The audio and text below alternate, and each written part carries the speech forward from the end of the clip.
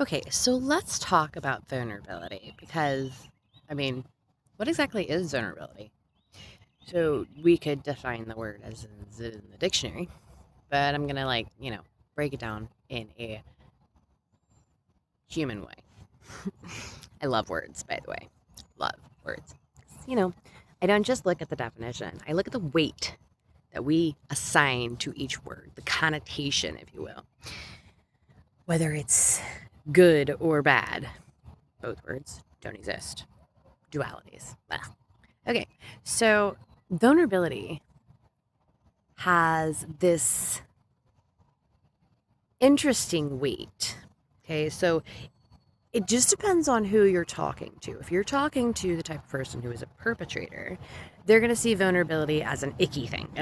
No way. People can't know what's inside of me. If you look at things from even the victim standpoint, vulnerability is also very, very scary. It's like that is a weapon that can be used against me.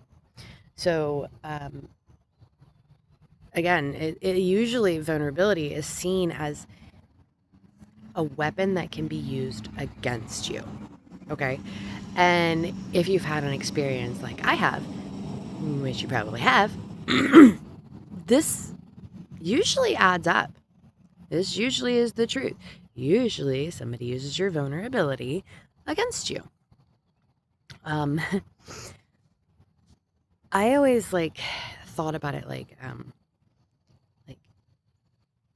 someone dangling a pork chop in front of a starving dog, not allowing them to get the pork chop, just dangling in front of them as a way to torture them.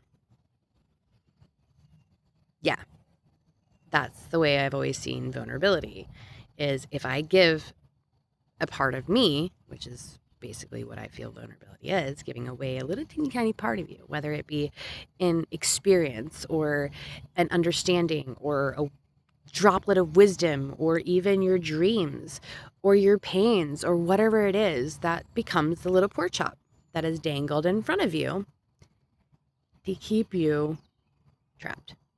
Okay.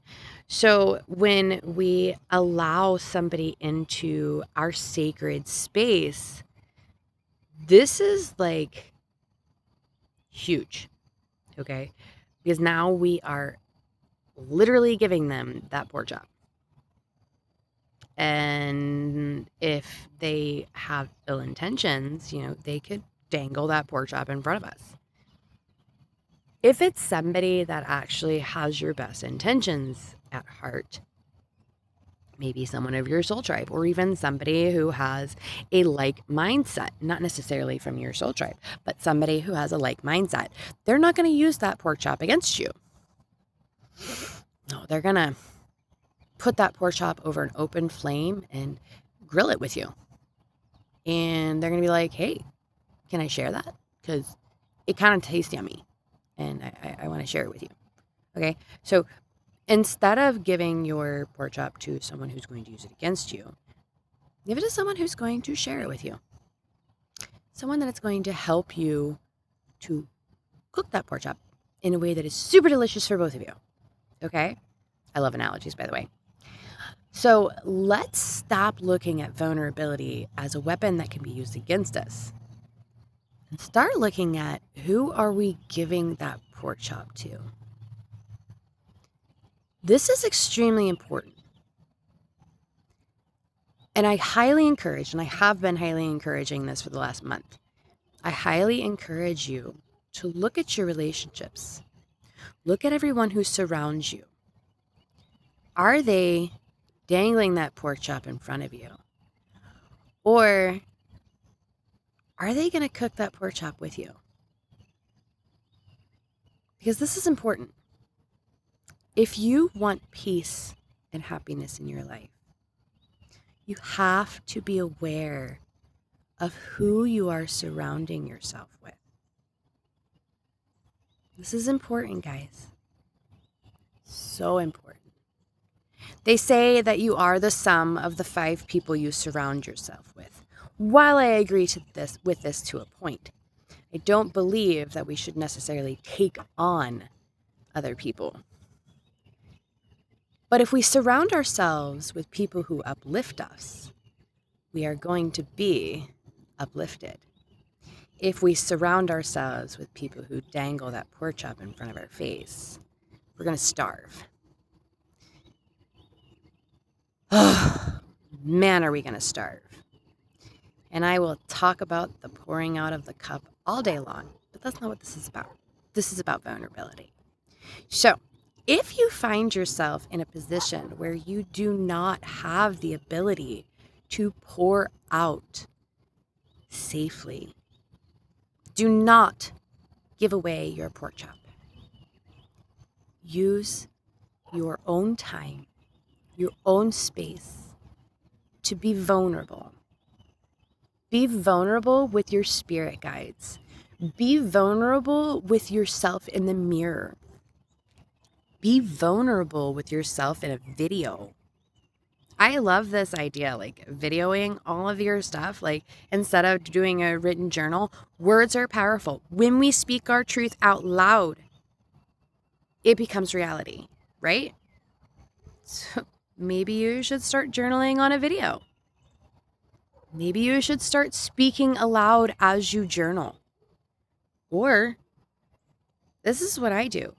I have a conversation out loud by myself with my higher power or whichever spirit guide I feel called to speak to in that moment, or even whatever aspect of myself I feel called to speak to. But I speak it aloud. This makes it real. The same as doing it on paper makes it real, and you can release it. When I speak it, I can feel it coming into existence. Or it falls flat. If it's something that I just needed to get out, it falls flat and goes to Gaia, and Gaia transmutes it beautifully.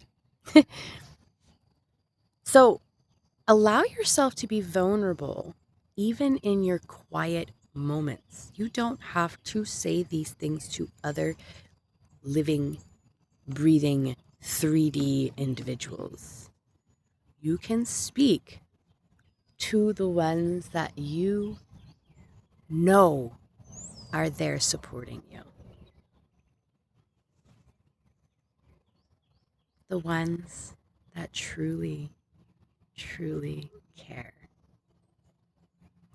And until you find your soul tribe, please reach out. I would gladly have a conversation. I would gladly discuss wisdom, swap what I know with what you know. I love those conversations. They are my favorite. And I promise you, I will never judge you. Even if you have like the craziest idea in the whole wide world, man, I'm going to vibe with you. And I'm going to be like, that's awesome. Let's dive into that. Okay? It's cathartic. Speaking vulnerably helps us because it helps us to settle into our truth. That thing we've kept trapped inside of our mind for years that we're like, it just doesn't make any sense. Speak it aloud to someone who's going to understand. Speak it aloud to someone who really, truly wants to hear your ideas.